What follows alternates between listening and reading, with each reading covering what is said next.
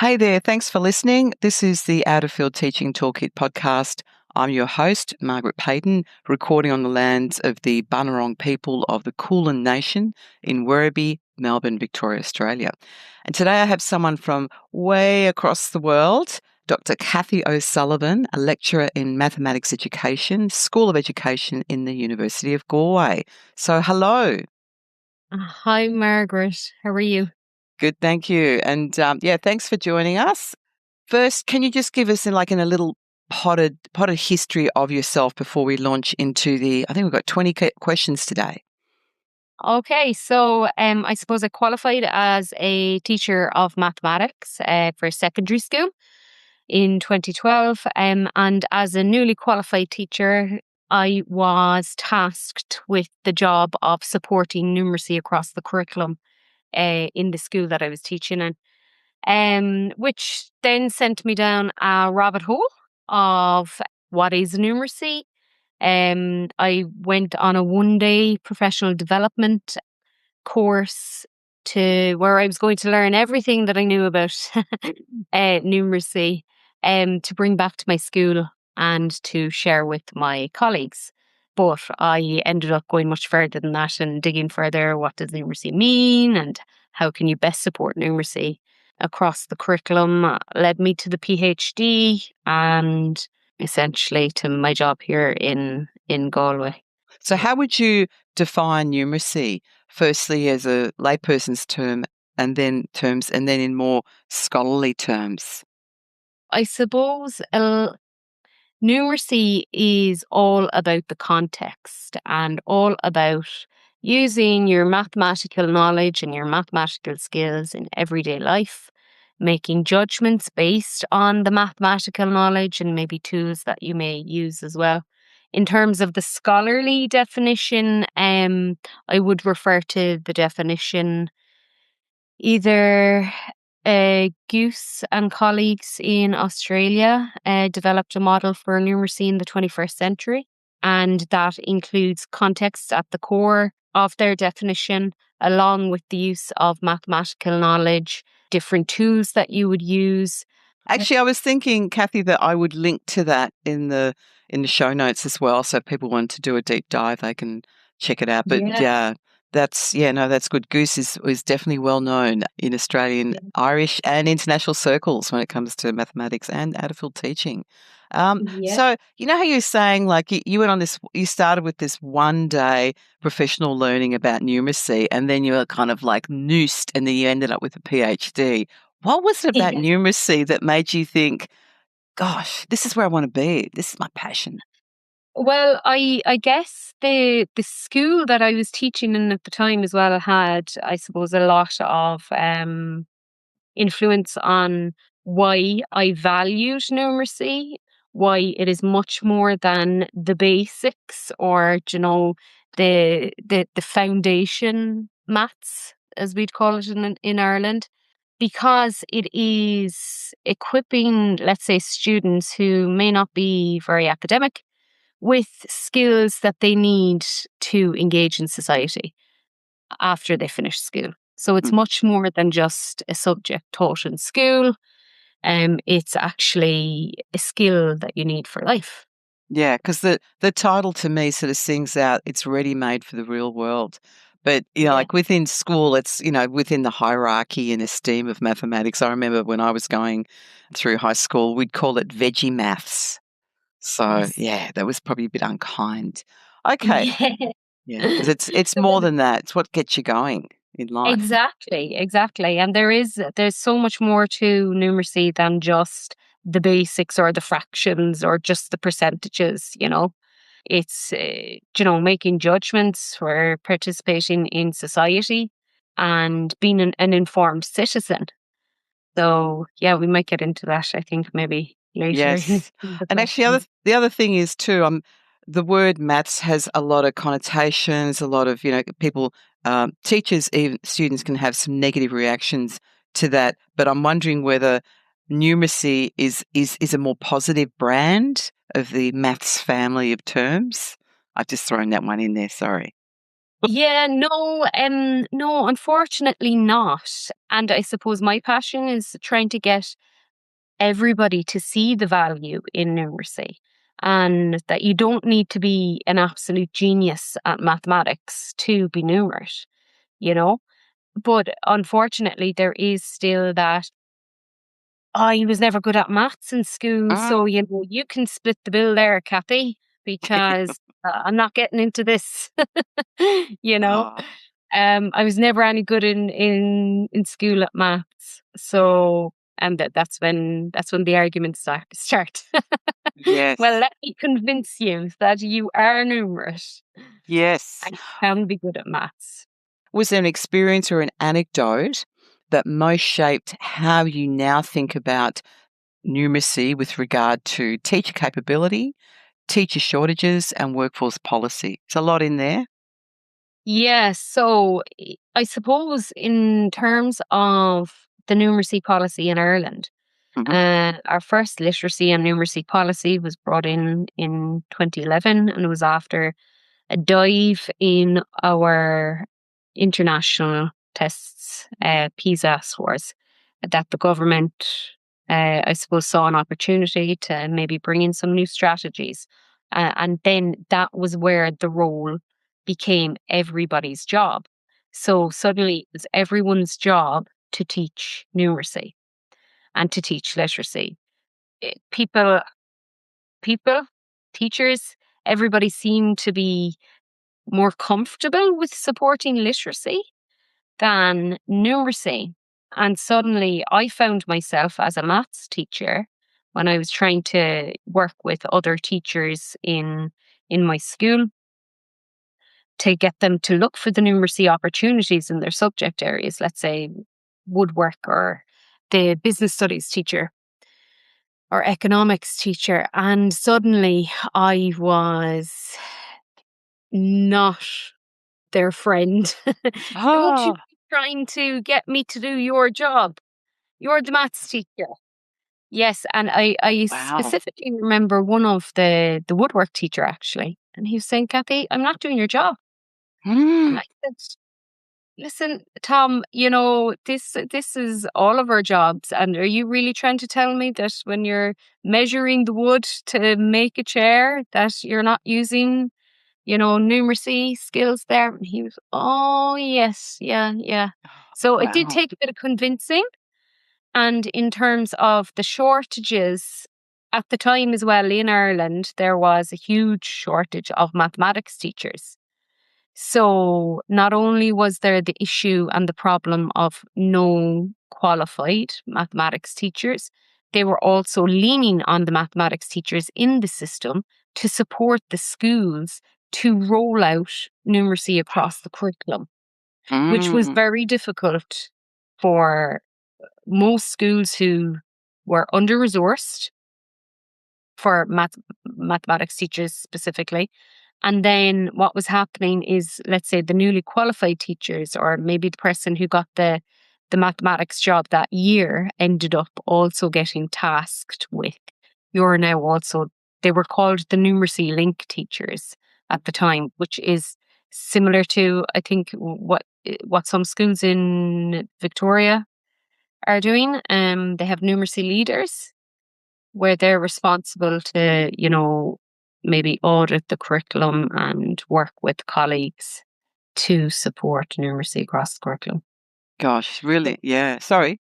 You're going to add? I'm not sure if that answered the Yeah. question. Yeah. No, that was good. I mean, I'm sure we'll probably revisit chunks of it anyway as we go because it's all about out of field teaching, which is what the next question is about. So you've said when it comes to numeracy across the curriculum, almost all teachers are effectively out of field. Can you talk to that? What do you mean by it? Yes, so I suppose out of field, we're saying that they're not recognized as a qualified teacher of that subject.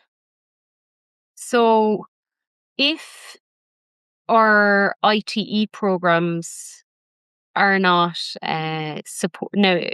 aren't supporting numeracy across the curriculum or teaching pre-service teachers how to teach for numeracy in a classroom, then they're not going to know how to do it once they get into a school.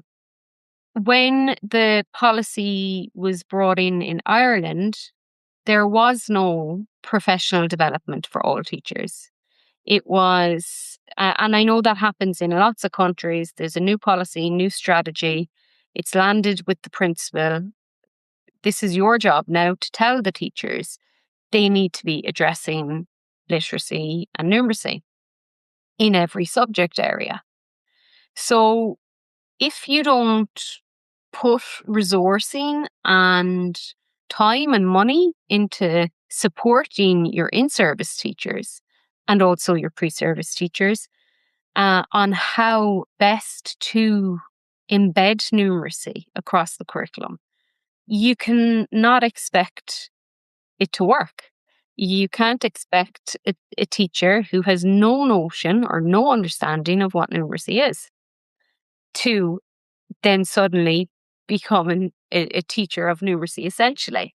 And I suppose the other issue is that very often when it's everybody's job to feed the dog, no one feeds the dog. So Yes. suddenly we have two challenges that, let's say if I go back to Tom, the woodwork teacher, Yep. he was very resistant first off, saying, no, Kathy, I'm not teaching your subject. You're the maths teacher. You need to teach them to be numerate, or you need to develop that skill. It's not my job. Mm. And then we're suddenly saying, actually, no, it's everybody's job. But if everybody, so then when I went on that professional development day, and this isn't going to paint a very good light of the professional development 12 or 14 years ago, but we were told, okay, you need to go back to your school now, and here are some ideas. Get all of your students, give their test scores back as a fraction and get them to convert it to a percentage. And that'll be your numeracy in your lesson. That Or could be tricky in kinder.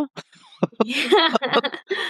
Yeah. Or put the date on the board, and then you're addressing numeracy. And so when I started reading then and learned much more about what numeracy is, that it's much more than numbers or mathematics. Whereas the context when you're thinking about the date on the board, what tools are you using? Do you have to justify or reason? You know, none of that is happening if you're just talking about a mathematical procedure like changing a fraction to a percentage. Gosh. So like what you're talking about there is this kind of view, this two-dimensional view. If you've got numbers and you're talking to numbers in the class, that's it. Tick, numeracy done for the day. Oh Yes. boy. And I kind of wondered too, in your work, whether as a numeracy specialist, whether you've come across teachers who go, okay, I told the kids, turn to page 55 of the history book and ask them how many more pages we have in that chapter. Numeracy done. Did you get really crazy examples like that? Crazy, exactly that example that you gave. Yeah. Like page numbers, and it was especially apparent in languages, because when you're teaching languages, they had no idea of, okay, look, I'll just say, turn to page 55 in a different language, and that's my numeracy done for the lesson, Oh, that's a killer. Sorry. Yeah, or I'll ask them to read the time. But like there are examples. There are, Yeah. if you're teaching modern foreign language now, very often you learn about the culture. And, maybe some even cooking. I know in many schools they have, let's say, a week of French or German, and like you could be baking all the cuisine from Yes. that country, and you could be using your numeracy skills and your ratio and proportion while looking at Yeah. Definitely. No, and So then if we can move it to, rather than those hilarious examples that get me rolling on the floor, but where do you see teachers struggling most with numeracy expectations outside the maths classroom? Are there particular topics within numeracy that are a bit too hard for them to tackle? I suppose that all comes back to the teachers themselves. Firstly, their own confidence and their own identity as a teacher of numeracy. If a teacher struggles with mathematics or maths anxiety themselves, very often they are not willing to put themselves, I suppose, in the limelight of being caught, if they make a mistake. And they tend to veer away from the rich numeracy tasks that may appear in their subject area. So, for example, I spoke about Tom and the woodwork. That's one example. Another one was an art teacher told me one day that there was no numeracy in her subject area. And I was thinking, well, like you do a lot of drawing and, measuring and, mirroring and And symmetry. proportion, yeah. Like there's so much that you can use. And even hands-on, like building, models in the art classroom. There's a lot, but you need, like, teachers need to see it. And they need, like, they're the experts in their subject area. I'm not, yes, I'm an expert in mathematics because that's what I'm trained to teach. But I certainly don't know as much as a teacher of art or technical drawings or tech graph. I'm not sure, are they subjects that are just in Ireland or? Oh, graphic arts, yeah, but I Yeah. don't know. Yeah, those design subjects, design and tech, yeah. I was kind of curious though whether that numeracy law edict made sure that each lesson the teacher rolls out has to have a learning outcome that's explicit about numeracy. They do? Yeah. Yeah. Okay. So as in, your question is, do they, or do the teachers think they do? Because Ah. one of my pet hates as well, since in Ireland, since this policy was implemented, it's so the lesson plans that we have, the structure of a lesson plan has changed in our initial teacher education programs, Mhm. where there is a little box to say how you're, addressing numeracy or literacy. And when it becomes that it should be in every lesson, then that's when it becomes the tick box exercise, and that's when it becomes the date on the board. Ah, yep. Whereas if it's more authentic, that, there will be some subjects that will lean more towards numeracy. For example, if you were looking at accounting or business studies or taxes, economics, there's a lot there that you can look for your numeracy opportunities in the classroom. And then the next day, you might be moving on to something else in that same subject area, but it might not be as evident. So I would much rather, if teachers, it would be a much richer experience for the student as well, if there wasn't that kind of forced beast that numeracy has to be in every lesson. Oh, okay. So, Kathy, you argue that teachers are expected to support numeracy across the curriculum, but often with very little training, confidence, or institutional backing. So, from your research and policy work, how well do education systems actually do that? Support teachers to teach numeracy beyond maths? They don't. Ah. If I'm to be very brutally honest, a lot of the time they don't. I know in Australia there are some very good professional learning programs for numeracy leaders, especially. In Ireland, we are only starting to kind of get on board with the professional learning and the CPD now.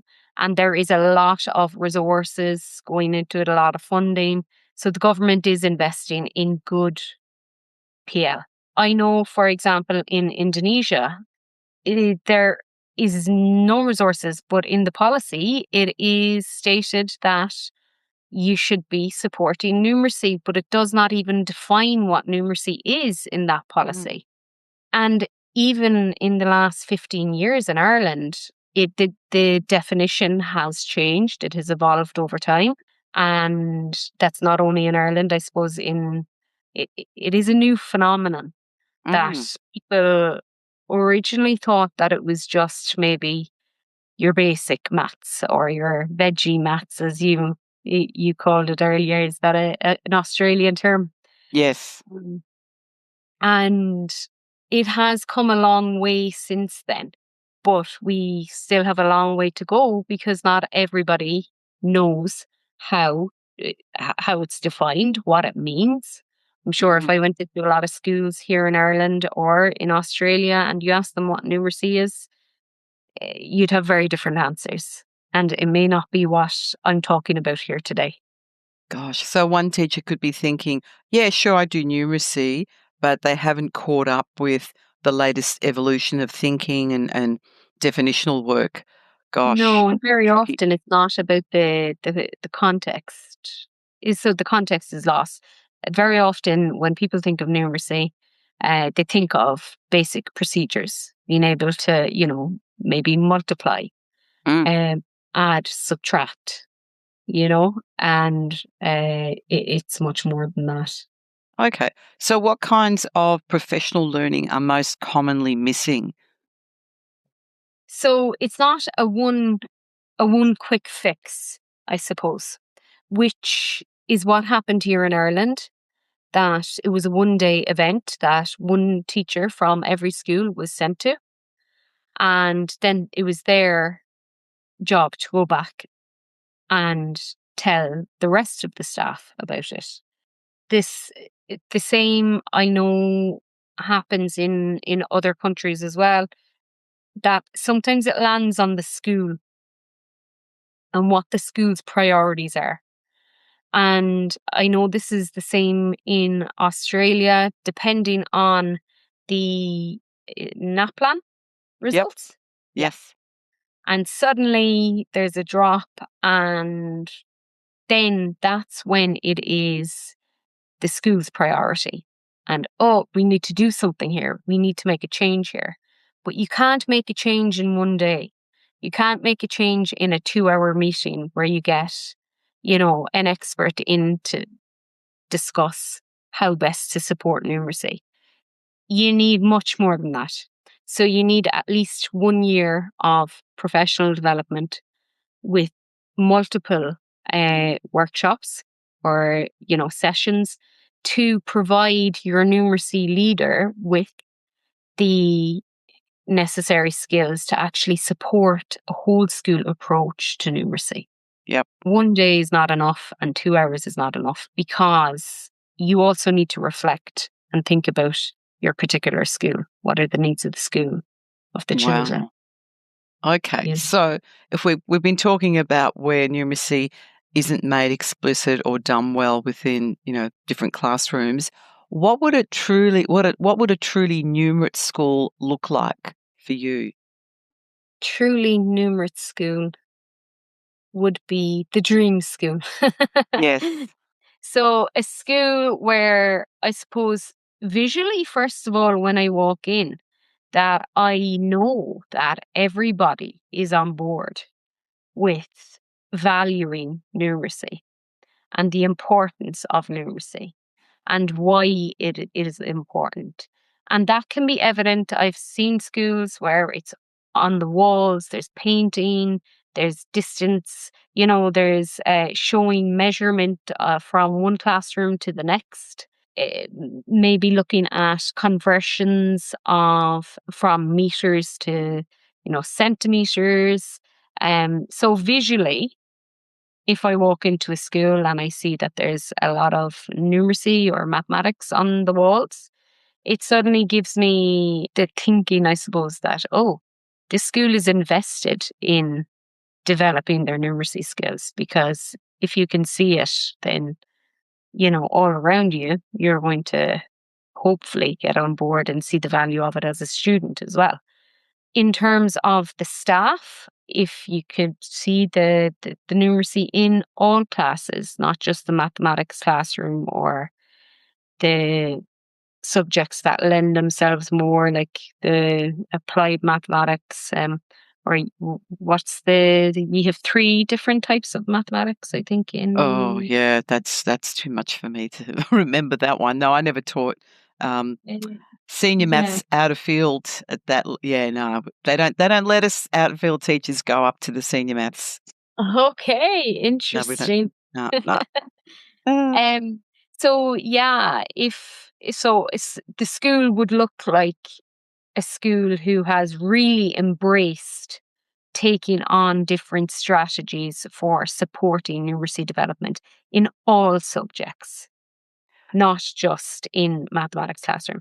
Because what happens then is you see the students making the connection. Oh, yeah, I'm not in my maths class here. I'm actually in art, and I'm still using some of the skills that I learn in my maths class. mm. That's it. Yeah. So it doesn't even have to be the teacher being really explicit about it. It's using visual supports and things. Yeah, the kids would pass daily. So then you've been talking about professional learning is doing the heavy lifting. Professional learning for numeracy leaders within schools, and they're supposed to roll it out whole of school. But what about ITE, initial teacher education? Is there any change that would be needed there just to whet pre-service teachers' appetites for numeracy? Absolutely, and there are changes happening Mhm.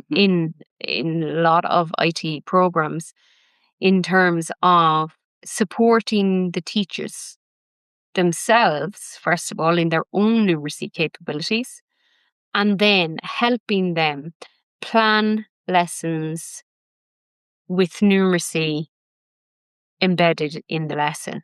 So, in an ideal scenario, I probably would suggest a dedicated semester long unit or module on, or course. I'm not sure what it's called. We call it a module, but I think it's a course. A 12-week course maybe. Yeah, of course. Yep. Um, yeah, in on numeracy across the curriculum, and then within that have the opportunity for the pre-service teachers themselves to improve their numeracy skills and their confidence in supporting numeracy, particularly in the subject that they are teaching. So that doesn't mean giving them problems that are out of the context of the subject they're teaching.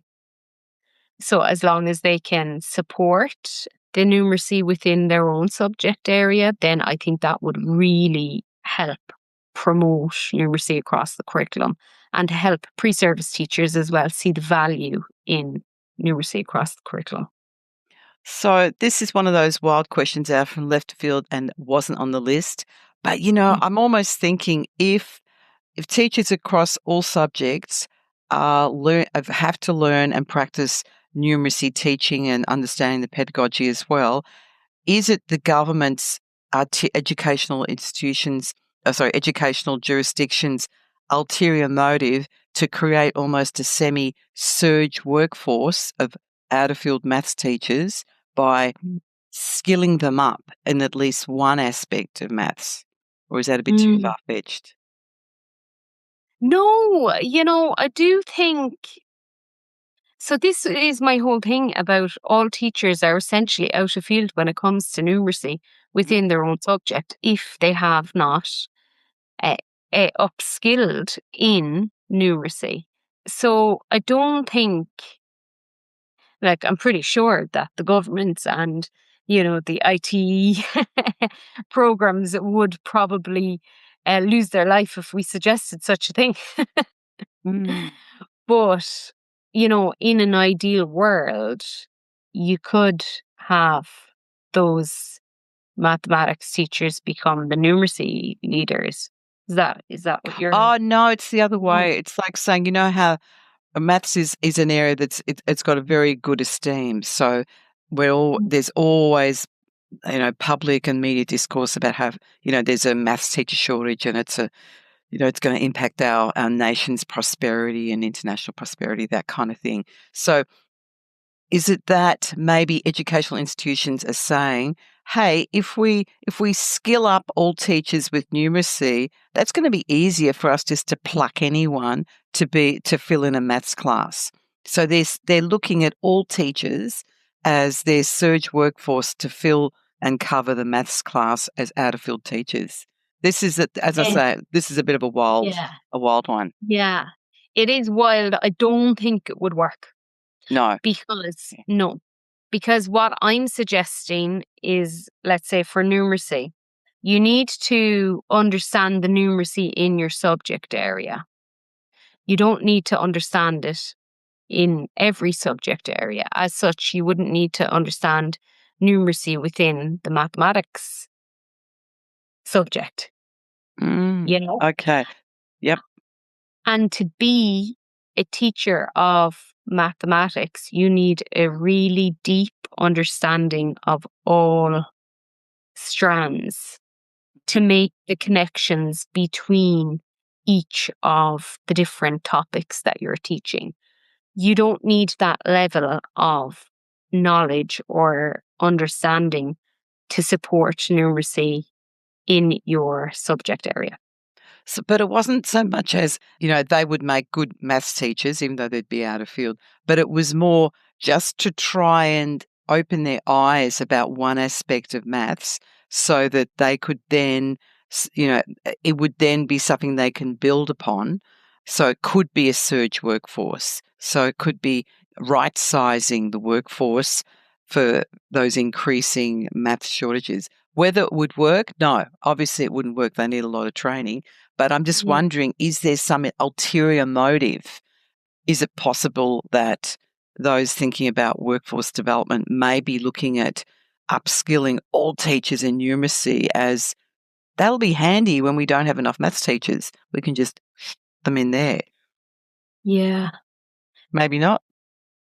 You're not seeing Yeah. it? No, I haven't seen it. And I think there would nearly be a backlash. Oh, yes. Oh, yeah. Yeah. Yeah, I'm sure. From Yeah. even the teachers themselves, even thinking about some of the teachers that, let's say, I would have been trying to support their own numeracy, and then but they still are not on board with numeracy in their own subject. So imagine firing them Yeah. into the Yes. Yeah.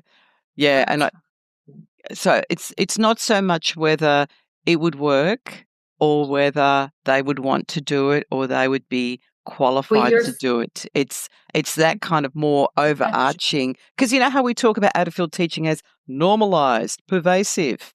I'm like, yes, where's this go when you look at the nth degree? We're all out of field teachers.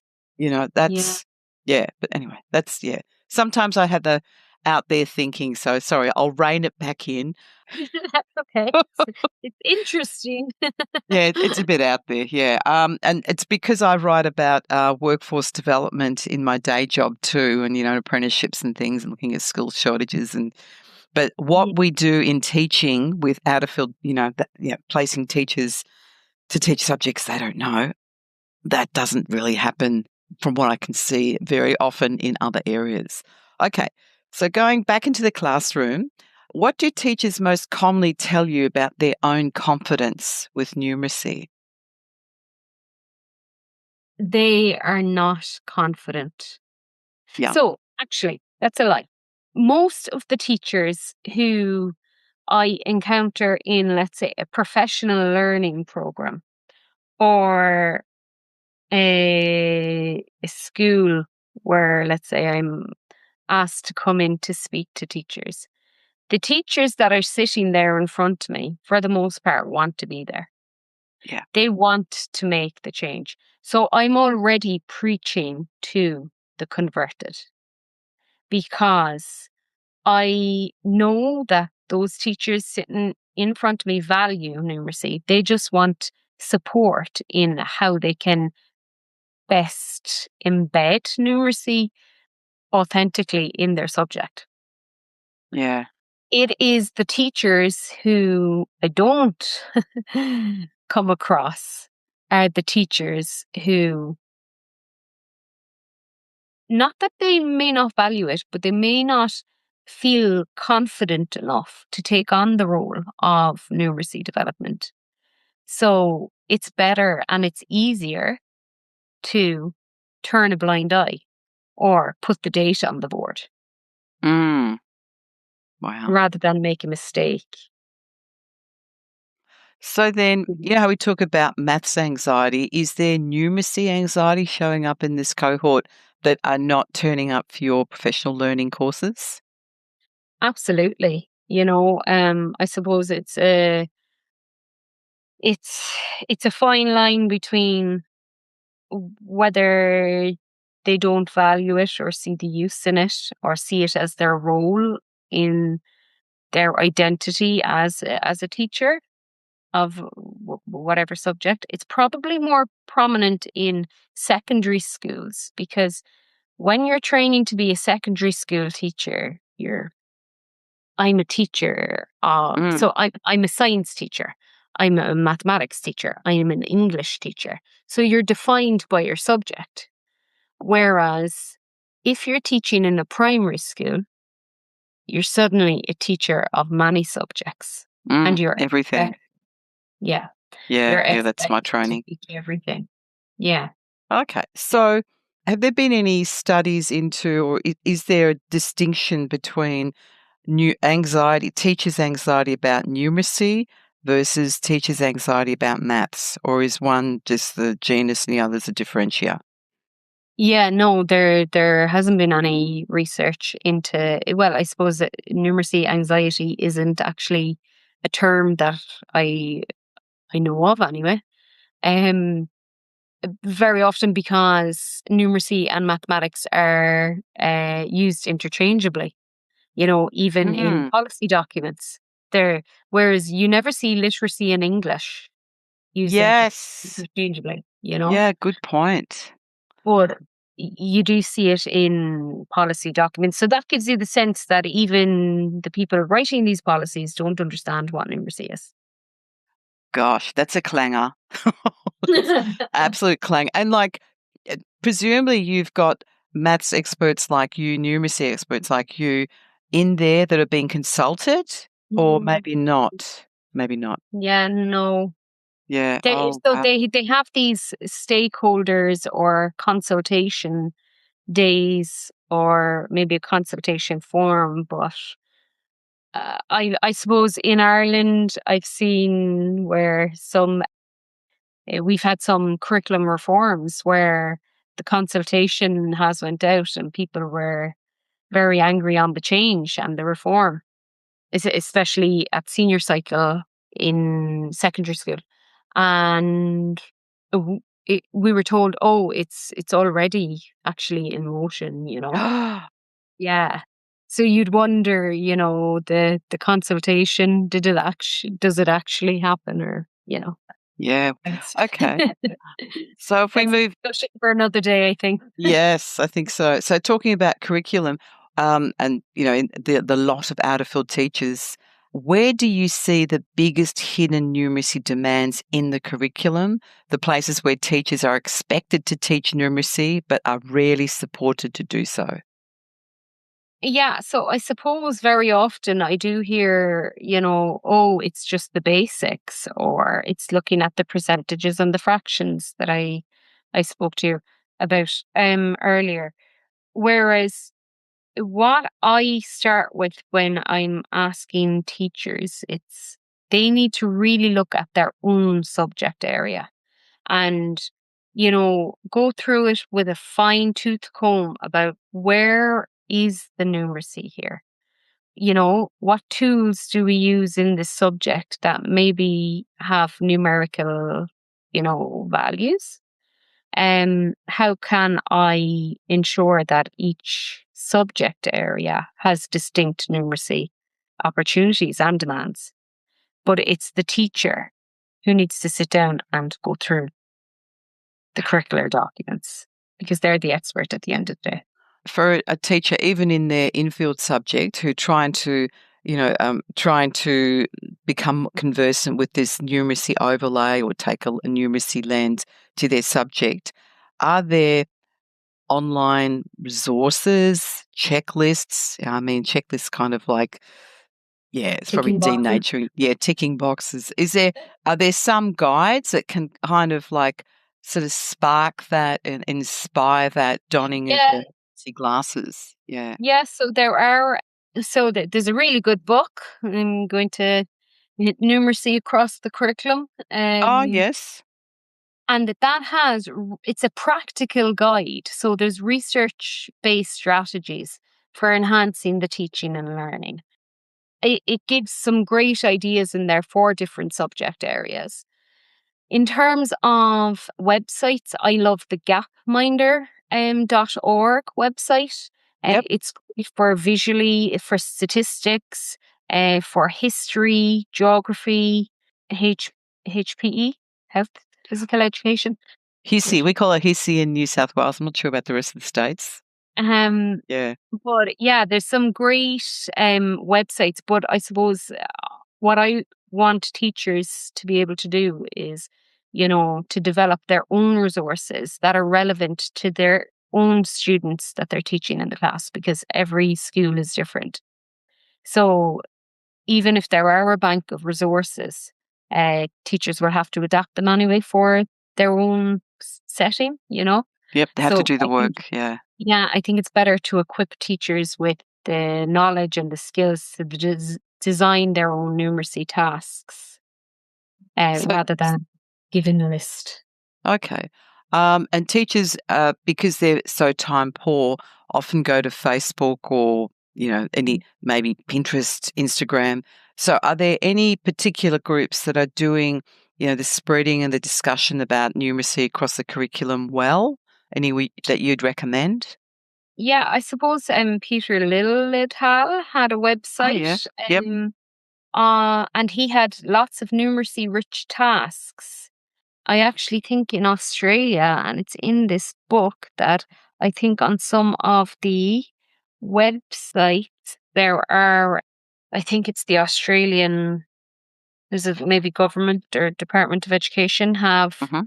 examples of numeracy across the curriculum Okay. that they've used. I'll Um, add that link. Enrich is another one that Enrich. Yes. Yep. It has some great numeracy tasks. Yeah. Great. Okay. And I don't think I've put in these questions here. You've come out to Australia and you're about to come out again. What's your impression about how we do numeracy across the curriculum here? Is there any really bright spots for you you're taking back with joy to Ireland? Well, yes. So I suppose the professional development program that I came at the end of last year when it was just finishing, so I got to actually experience the last day of that professional learning day. It was one of, I think, maybe 6 or 8, but it was really good to see and to chat to the teachers who have been on that program. So it was a program run by the Victorian Teaching and Learning. I probably have the wrong name now. Academy. Yep. Academy, yes. Yep. In conjunction with University of Melbourne.